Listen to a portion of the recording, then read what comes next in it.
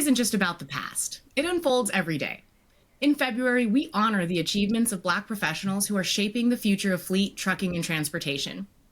The trucking and transportation industries have long been built on resilience, innovation, and hard work. And today, Black fleet professionals are driving change, breaking barriers, and paving the way for future generations. This February, we're spotlighting the Black fleet professionals making history now, innovators, leaders, and changemakers whose impact is shaping the industry. I'm connecting with the Black Fleet Network to further this conversation and explore ways to amplify these voices and foster a more inclusive industry. The Black Fleet Network has been a driving force in opening doors for Black professionals in fleet management, automotive manufacturing, and transportation services. Their work is proof that progress is happening now, and it's time to celebrate, support, and share these stories.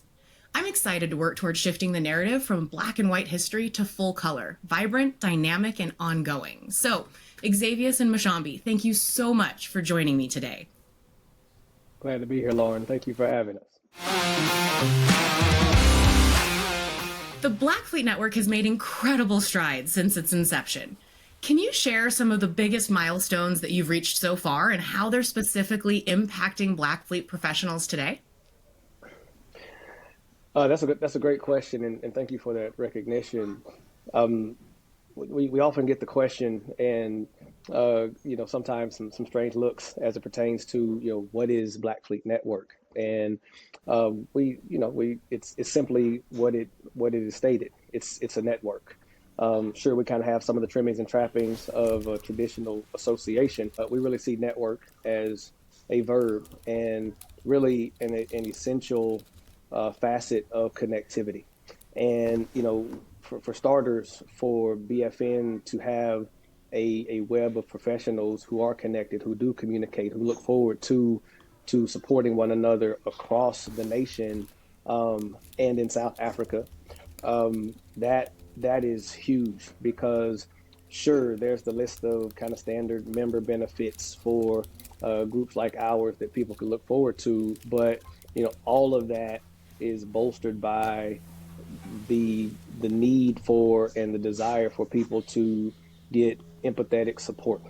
From a programming standpoint, having a workforce development funnel with various partners throughout the industry to support Black and African American professionals that are seeking to continue to elevate within their careers, or even get started in this industry, onto I'll go ahead and just let the lid off the secret. BFN's Clean Energy Task Force that we are weeks from launching are just a couple of, I shouldn't say small examples, but of really hefty wins and gains that we've been able to make since our inception.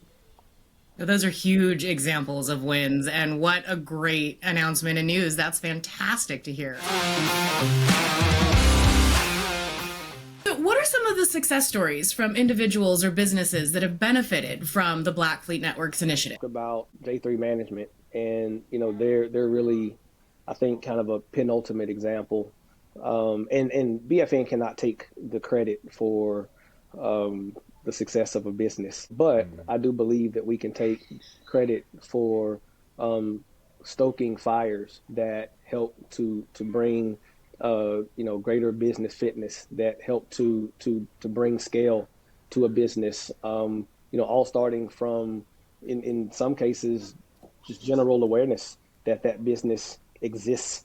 But then again, that interconnectedness with prospective customers who maybe didn't know that business exists, or prospective strategic partners, and the number of narratives that we hear unprovoked from our membership and friends that start with, if it wasn't for Black Fleet Network, and then the follow-up of a positive exchange or interaction that has developed into business. I mean, we can name companies like Smart Connections Consulting, J3 Management, Meter Feeder, and then there are obviously fleets that provide incredible support for BFN, but that BFN supports.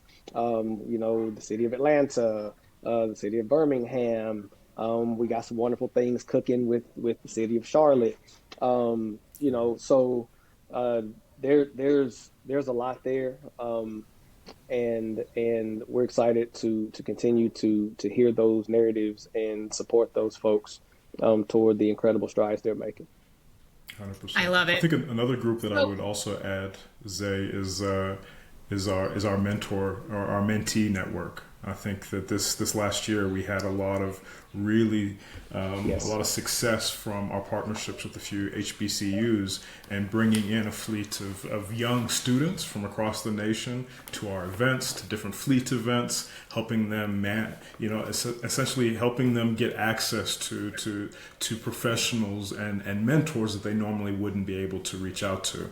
And I think that the impact that we've had on those young people, I think that's where I'm super excited, because I know it sounds cliche, but the future is really bright in that sense. And I think we've seen it firsthand. So I think that's one I'm certainly proud of this year.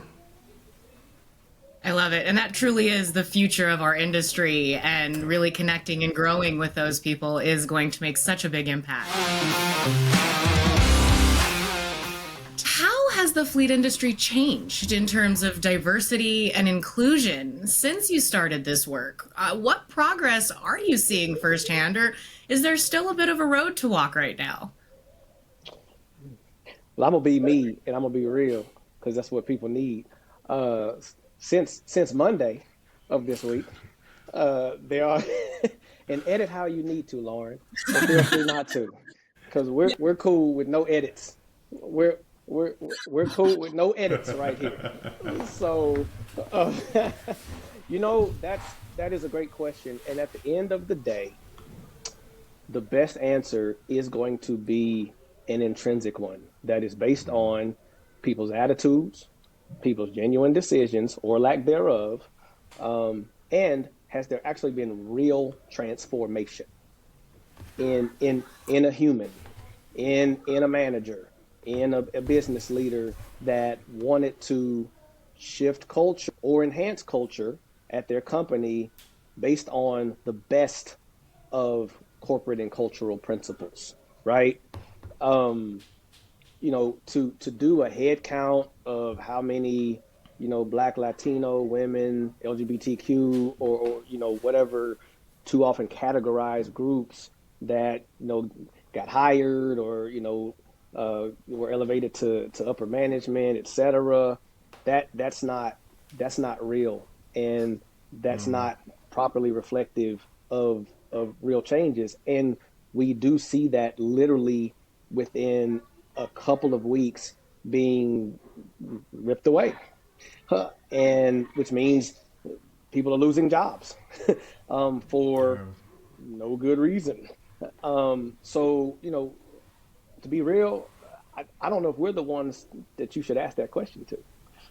I think the historical gatekeepers and those who have either decided to open doors genuinely or keep them shut genuinely are the ones that should have that question posed to them. What we can say, is for the Black professionals in this space who, prior to a BFN existing, who were walking various show floors or attending or even just showing up to work feeling isolated, um, not having supports for again those intrinsic realities, but also education, training, connectivity for growing their business, for growing their skill sets in a way that resonates with Black folks.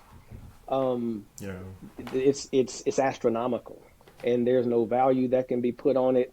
And with the current climate, or really the resurrection of climate, that this climate has been here, um, we have even more opportunity than the day we started, and we are more than glad to be 10 toes down, ready to flex resilience to the fullest and provide support for Black and African American professionals, and by virtue of that, the fleet, mobility, and transportation industries.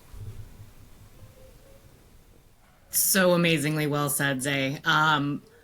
It's a beyond challenging time. And like I think you said, it's a resurrection. We have seen similar things, but the opportunities and the fact that the industry has you and your organization to lean on, depend on, talk with, feel connected to is definitely something that we haven't seen before, and hopefully will make a difference as we move forward over the next few years.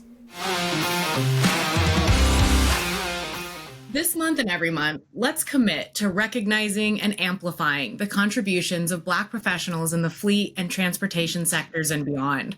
We're not just celebrating history, we're witnessing it being made every single day. So let's take this opportunity to listen, learn, and contribute to the progress that is still very much needed. The journey's far from over, but with efforts like the Black Fleet Network, we're definitely moving in the right direction.